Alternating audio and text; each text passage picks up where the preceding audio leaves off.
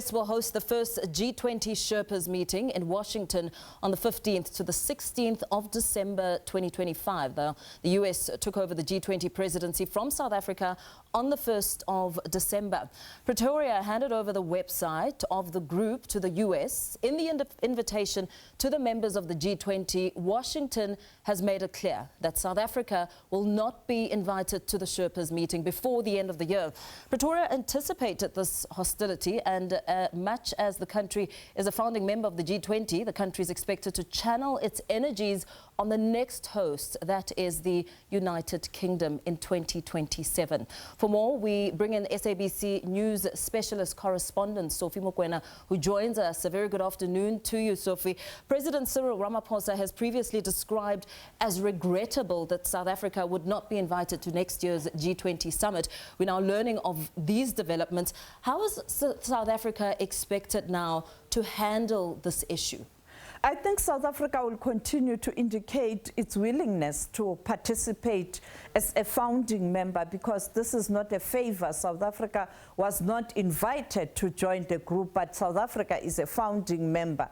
Secondly, South Africa will have to engage some members of the G20 to indicate to them the posture of the United States of America. And therefore, these negotiations and statements will continue.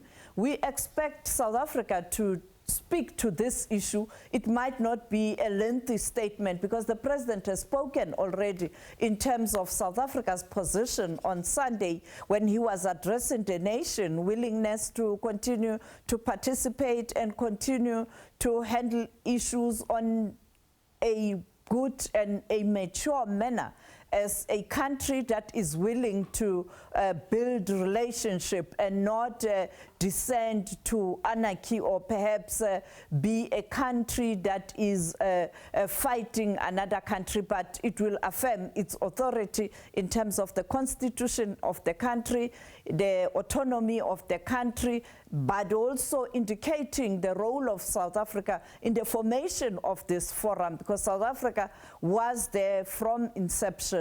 South Africa has been there, and many countries are fully aware. Now, given that the G20 is a multilateral forum, are other G20 members likely to support South Africa, or are we going to see an instance where America will hold sway as a powerful economy?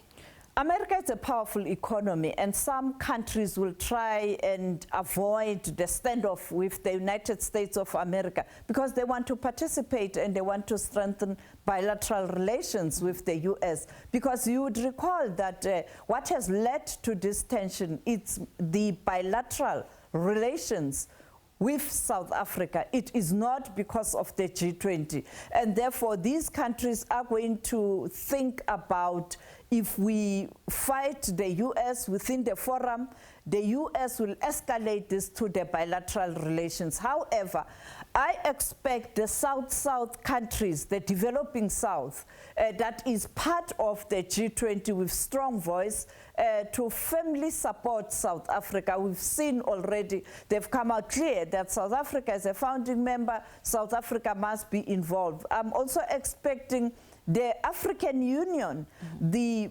continental body, and to support South Africa, because it was South Africa that has pushed for the AU to be invited and to be a full member of the G20. And therefore, I expect the continental body to rally behind a member state. But you don't know, because it depends who's at the helm of the US, whether Angola, as the current chair, will be able to issue a strong statement, or the commissioner, who is more lenient to France, and we know France is supporting the South African endeavors to ensure that it does participate in the G20. And therefore, I expect the AU Commission Chair by now to have issued a statement giving a direction. And if the AU is not supporting South Africa, after South Africa pushed for the AU or the continental body to be at the table, it will be surprising. But secondly, other countries in the developed north who are friends of the United States of America, certain that they will support South Africa, because we've already seen them doing that. Yep. But what that support will translate into, I don't know, whether it will be practical, not attending, or issuing of statements. We've seen the numerous backs and forths by South Africa to try and find common ground with the US. Is there a solution to this tension at all?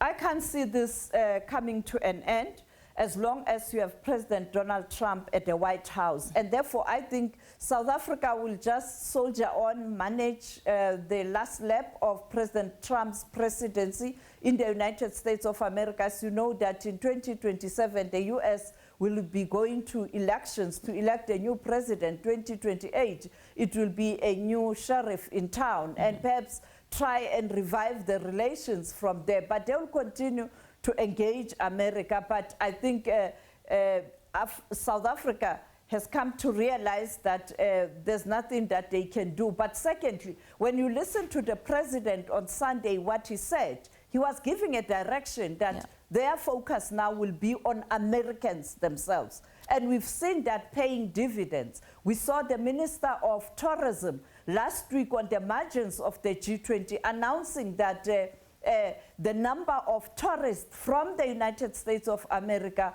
have gone up. And it shows that Americans as individuals, ordinary Americans, are supporting South Africa. They'll continue to visit South Africa. With the Northern Hemisphere experiencing cold season and winter, and they look for sun, they normally come to the south. I think South Africa is going to gain more numbers, including the coming months. And therefore, I think that's one example. Secondly, the president was clear that the business from the United States of America are continuing to invest in South Africa. And therefore, he will continue to strengthen business relations. And we saw the attendance during the B20 that American captains of industry are not really willing to abandon South Africa as a market, because South Africa is a gateway to Africa. If you ignore the South African market, you are ignoring the continent. And therefore,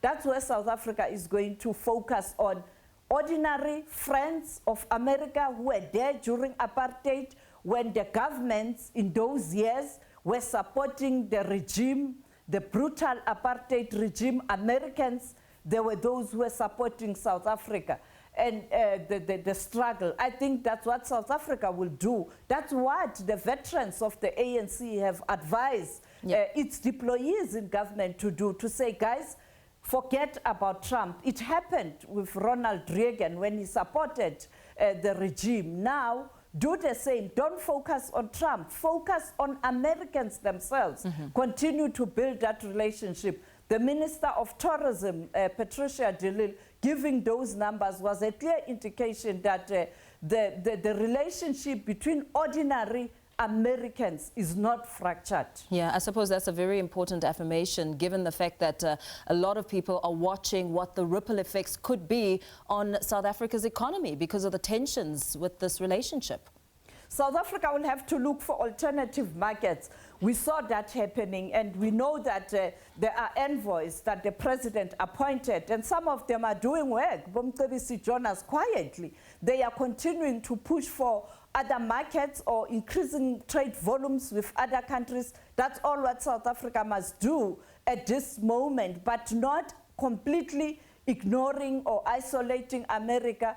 South Africa must be a bigger person, but the reality is things are not going to get better. But there are countries who are saying we stand ready. For example, China on HIV, it has just announced that it will be assisting, and that will close a gap in terms of the gap left by United States of America when it took a decision to stop supporting certain programs on the continent and in South Africa. And therefore, there are countries that stands ready to tap in and support this young democracy, because South Africa was the last country to be liberated on the continent, and they fully understand the challenges the country is facing. And therefore, what is important is for the leadership to look for friends who are willing to walk this road, but also to increase trade volume but continue to engage ordinary Americans and captains of industry in America. There we have it, SABC specialist correspondent Sophie Mokoena giving us a sense of the breaking news. South Africa is not invited to the US Sherpa meeting taking place from the 15th to the 16th of December.